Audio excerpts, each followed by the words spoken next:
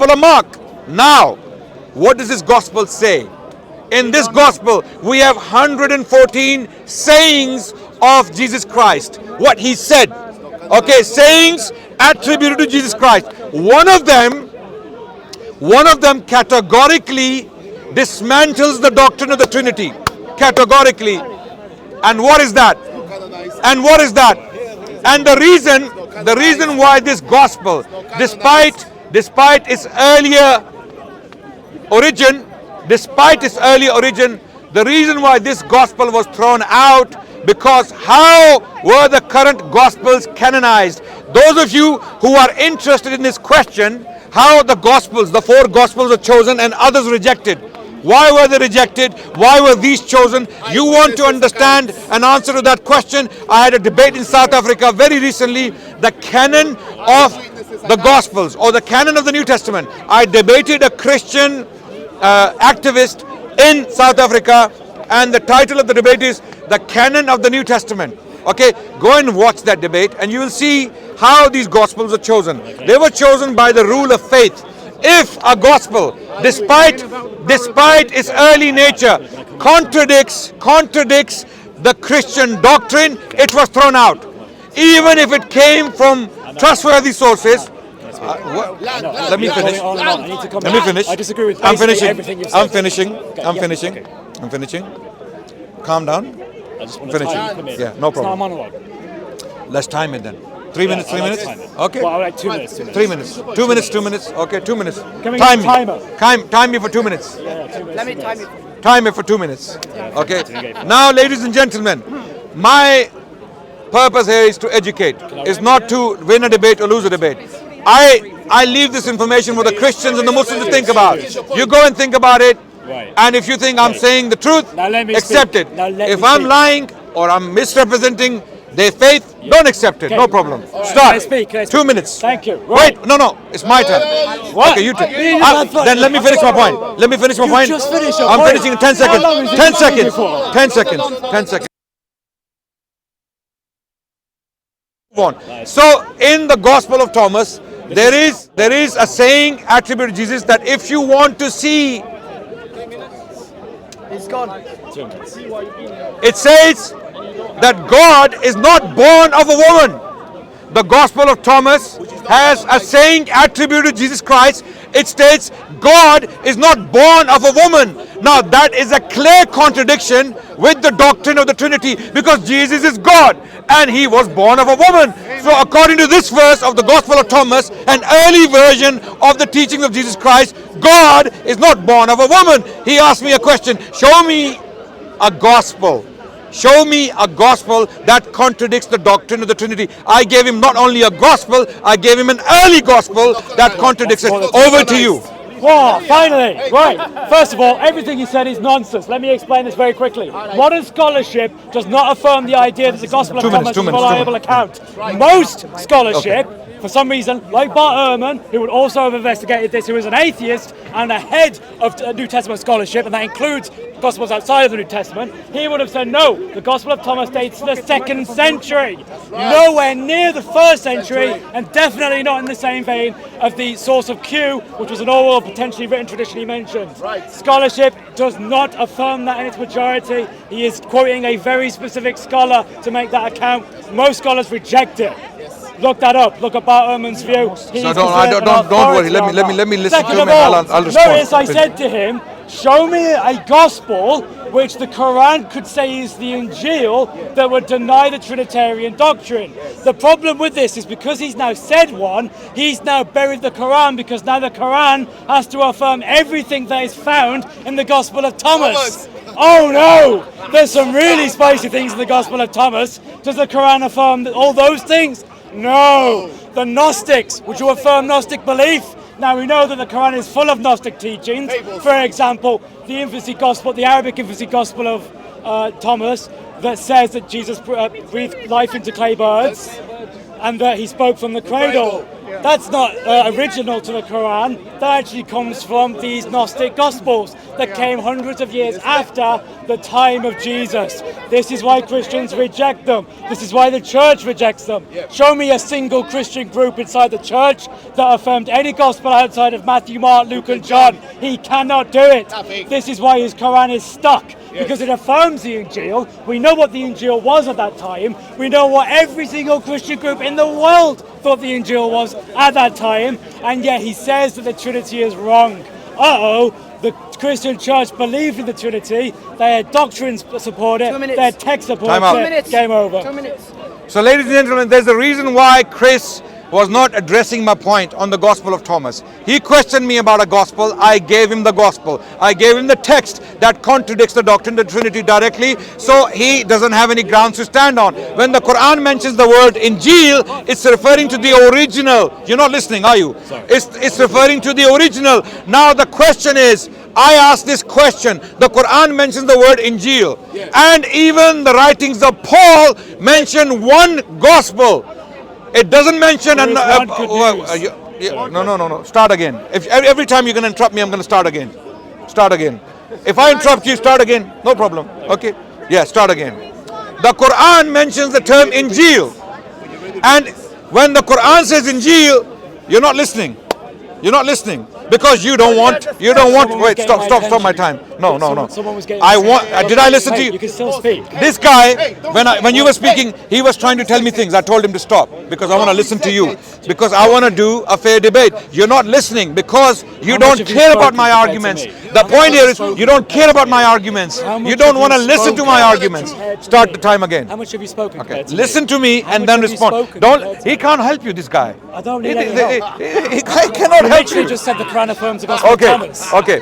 He So just said the Gospel affirms the Gospel. start my time again. Argument. He never said the Quran. Start my time. He just said the Okay. Gospel of Thomas. Start my time. Is the I'm Injil. gonna. My time started now again. Ladies and gentlemen, so the Quran mentions the term Injil, which means one gospel. Injil is not plural. It's a singular term. It cannot possibly be referring to therefore gospels. It cannot be. They are the ones imposing that on the Quran because they're blind. They have a Trinitarian lens. They have this church lens, which the Quran says is a disbelieving lens, right? So now, what is the Quran talking about when it says Injil? The Quran is talking about the original teachings of Jesus Christ in his language. My question to him now, and watch him ignore my question. Watch him ignore my question and completely not respond to it.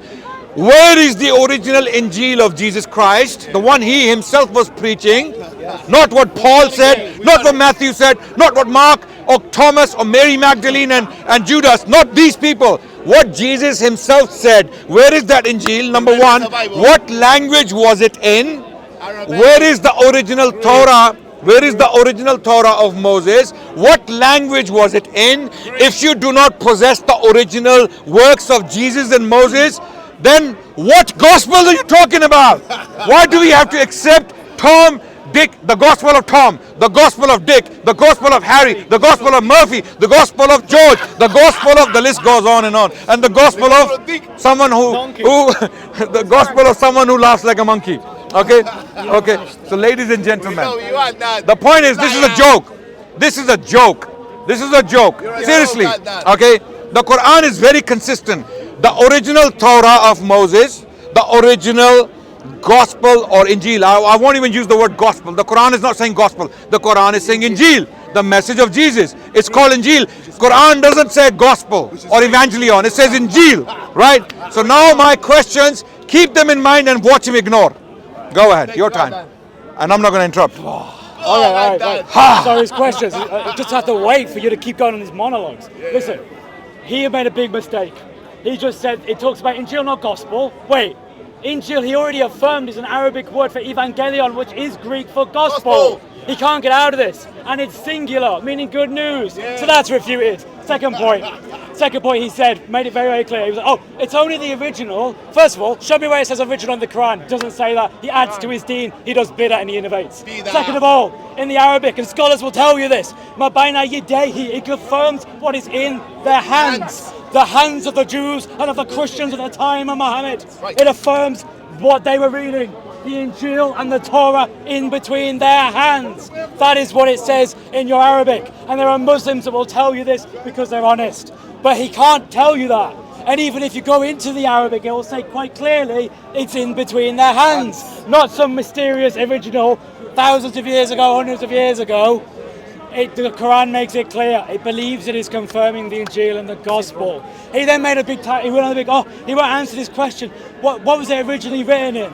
The original Injil was written in Greek, just like how you borrowed the word from Greek. Yes. So thank you very much. And it's like, oh, it can't be Greek because Jesus, are you going to say Jesus didn't speak Greek? How do you know that? Tell me that from the Quran. The Quran doesn't say that. It says that they only sent prophets to speak in their home language. This was a Hellenized region. Jesus would have spoke Greek as well as Aramaic. And just like that, his points have been refuted. He doesn't have anything else. He depends on scholarship that is fringe. Most scholars, Bart Ehrman would say the Injil is Matthew, Mark, Luke and John. N.T. Wright would say the Injil is Matthew, Mark, Luke and John. Gary Habermas would say that the Injil is Matthew, Mark, Luke and John. Show me any secular atheist. Richard Carrier would say the Gospel is Matthew, Mark, Luke and John. Show me anyone else who would say, no, it's not. It's the Gospel of Barnabas, it's the Gospel of Thomas, it's the infancy Gospel of James, anything like that. Show me the scholars who support your view. Time up. So ladies and gentlemen, did you see him ignore my questions? Yes? Did he answer my question? Did he answer my question? Wait, start my time. Okay, so ladies and gentlemen, Chris ignored my questions because they are devastating for Christianity. When they claim something comes from Jesus and they don't know. They don't know what language Jesus spoke. Tell him to present the evidence that we have evidence that this is the language Jesus spoke. Evidence. Remember the word evidence. When he claims Jesus spoke Aramaic or Greek, evidence. If there is no evidence, there's nothing. Likewise, what language did Moses speak? The Quran mentions the Injil and the Torah. So the Quran cannot possibly be referring to what they possess as the four Gospels, because the Quran doesn't mention the four Gospels. The Quran mentions the Torah, the law of the Jews, and the message of Jesus Christ, which is Injil, the original message. And now how do we find it? The Quran tells us how to find it. When the Quran says that what they possess, the Quran means that there are remnants of the truth.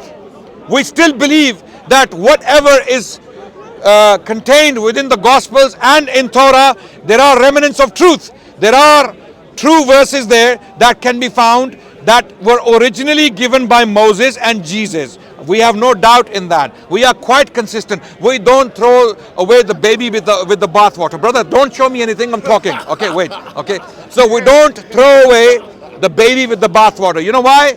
You know why? Because we are very consistent. We're not like these extremists. We don't throw away the baby with the bathwater. We're not blind. We look into the Gospels and we take them seriously. The Gospel of Matthew, the Gospel of Luke. I believe when the Gospel of Mark attributes the words to Jesus Christ, that he said to a Jewish man, "Hear, O Israel, the Lord our God is one Lord." We believe that. We believe that Jesus said that. We believe that. Okay. So ladies and gentlemen, do we believe other parts of the Gospels? Absolutely not, because they cannot be attributed to Jesus Christ. Time up. Go ahead. Alright, first of all, his first point. Oh, how do you know that Jesus spoke Greek and Aramaic? Simple, the actual Gospel accounts themselves attested that he probably did. Why? Because he spoke with people, Pontius Pilate, who was a Roman who would have only known Greek or Latin. Yes. The best explanation for this is that Jesus also knew Greek. Simple. Right. Second of all, it was a Hellenized region for hundreds of years. To be Hellenized means that you would have been owned by the Romans or the Greeks, and that would have meant that you would have most likely have spoken Greek. Brilliant, right. Refuted. Then he goes, forget what I just said about all these other Gospels possibly being the Injil. Let's pretend that actually Matthew, Mark, Luke and John are the Injil. Yeah, we believe that some parts of it are the Injil. He just contradicted himself. He just spent the earlier part of the debate telling you it wasn't the Injil, and the Gospel of Thomas is the Injil. And now he's saying, actually, they are the Injil, but they've been corrupted. That's a different claim. He's just told you two separate things. So thank you for affirming that Matthew, Mark, Luke and John are the Injil the Quran talks about, but they have been corrupted. That's a different claim from saying that the Gospel of Thomas is actually the Injil. Now, is this going to help him? No, it's not going to help him. Why is it not going to help him? Why? Because the idea that the Injil was corrupted is not to be found in your Quran. First and foremost, it's bidah. Second of all, the idea that it's corrupted, you have to explain when it was corrupted. Was it corrupted before Muhammad, in which case Muhammad confirmed a corrupted book? Or was it corrupted after Muhammad, in which case we can check the earliest manuscripts to know what Muhammad would have known? And we can refute you because they say exactly what our Bibles say today. Right. Okay. He wants to stop. You want to stop? that's fine. Okay, ladies and gentlemen. He ignored my questions again. What language? Okay, when I mentioned that give me the evidence that Jesus spoke Greek, he has no evidence. No, probably. Remember the word probably. Okay, wait. Ladies and gentlemen, he used the word probably. Probability is not evidence. Evidence is evidence. Evidence shows you that something is a fact. Okay?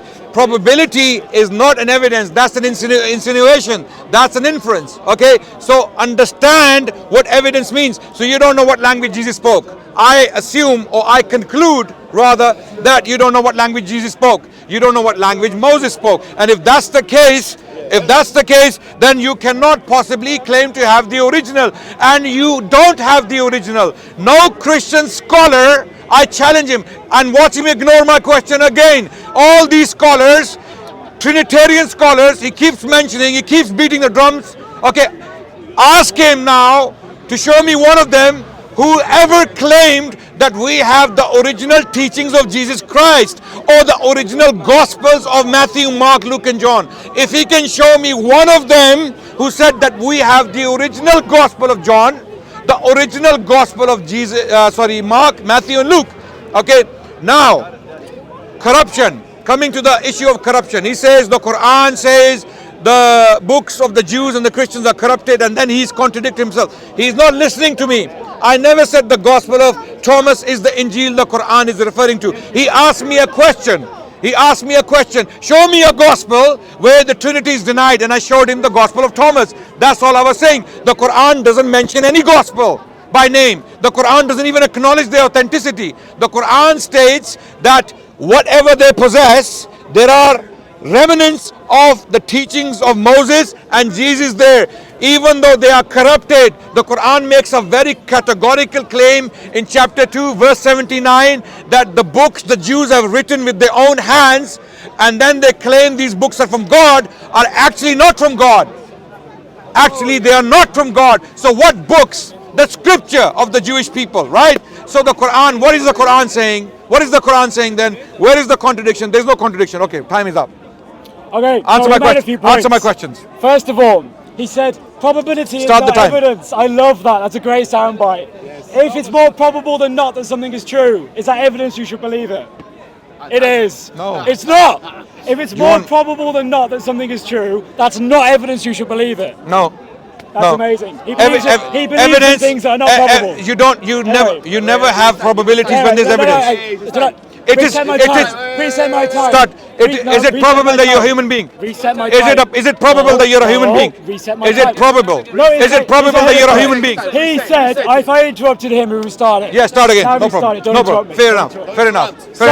So don't play these games. Right, so there you are then. Don't play these games. First of all, he's wrong there. The evidence I gave is strong evidence that yes, he probably did. The area was Greek, it was heavily Hellenized, and he spoke to Pontius Pilate, who would have likely only known Greek or Latin. There you are. Second point, he was like, watch him avoid this question. Show me one scholar that says that we still have the original manuscripts, which I'm guessing is what you're I didn't say that. I didn't ask that. No, you said the original Gospel of John. Yes. Again, restart it. You interrupted again. Yeah, no problem. Start again. No problem. Start again. Here we go. But don't lie on me. Don't deliberately do this. Don't lie deliberately. Don't miss it. I said Gospels. Original Gospels. Right. The original Gospel. Yes. Did I ever say that I have made a case here for the original Gospels preserved as manuscripts? No. Why? Because the Gospels preserved on manuscripts are written on palimpsest. No, sorry, not palimpsest. Papyrus. Papyrus is dried leaves. Yes. Papyrus degrades over about 10, 20, 30 years. Right. We would no academic scholar, Bart Ehrman, M.T. Wright, Daniel Wallace, Richard Carrier would ever expect to have the originals. Likewise, we don't have the originals of the Quranic manuscripts, even though they were written on vellum, which is a form of parchment. That's right. So, refuted there. I did answer your question, I know. No, you did not. Diverted. No, let me get back to this. You diverted. So, now he keeps trying to say, oh, the Quran makes it very clear. In chapter 2, was it 78, 79? I believe it was, or was it 78 or 79 and then? You can tell me No, that chapter one. 5. No, we verse quoted 78. something. Also chapter 279. 5, verse I think it was 13 to 279. Let me read out. So woe to those who distort the scripture with their own hands. Then say, this is from Allah, seeking a fleeting gain. So woe to them for what their hands have written, and woe to them for what they have earned. Did that verse say either the Torah or the Injil have been corrupted by the Jews or the Christians? That's the context, yes. That's the context. All it says is that a group of them wrote something and claimed it was the Torah or the Injil. Right. That's a massive difference. He's being deceptive. He's run out of arguments. He now has to take things out of context. I challenge you to show me a clearer verse. After all, does the Quran not say it is a clear book? If it is, he can show me a verse where it says that the Injil and the Torah have been corrupted. Show me that, or is it just bid'ah in your religion? Give me my time. Okay.